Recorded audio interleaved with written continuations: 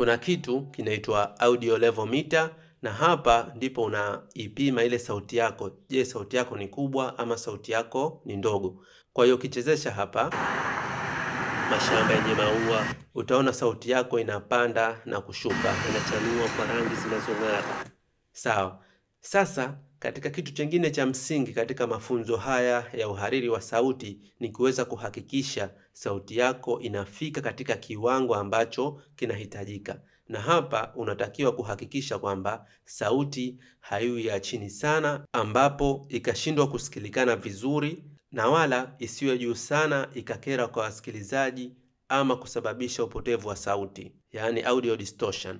Hii ikimaanisha kwamba kwa mazingira ya kawaida sauti ya chini katika audio level haitakiwi iwe chini ya hasi 24 na sauti ya juu haitakiwi iwe zaidi ya hasi 6. Kwa mfano tukisikiliza hii sauti ya msimuliaji, mawimbi ya bahari yakipiga pwani kwa utulivu na miti iliyosimama imara ikishuhudia, unaona kwamba inafika kwenye hasi 6 mpaka inazidi kidogo. Kwa hiyo hautakiwi iwe kubwa sana mpaka ikafika kwenye 0 huku. Kwa mfano niki right click halafu nikija katika audio gain, kwa mfano nikiongeza kwa 8, umeona kwamba mawimbi yamekuwa. Kwa hiyo nikisikiliza hapa, mwikipita kila mandhari inatufundisha kitu, uvumilivu. Unaona kwamba imezidi katika ile level. Kwa mfano ikienda kwenye hasi 3, hasi 1 au ikienda 0, basi sauti yako inakuwa ni kubwa sana na inakuwa inapotea. Saa nyingine unaweza kusikia kama kuna machenga. Kama audio meter yako haionekani kama hivi, unaweza ka right click halafu hakikisha umechagua 48 dB range. Kwa hiyo inawezekana iko katika 120.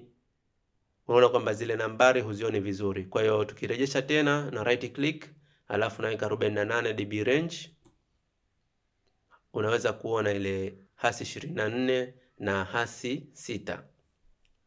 Sawa. Tumesema kwa mazingira ya kawaida sauti isiwe chini ya hasi 24 na isizidi sana kwenye hasi 6.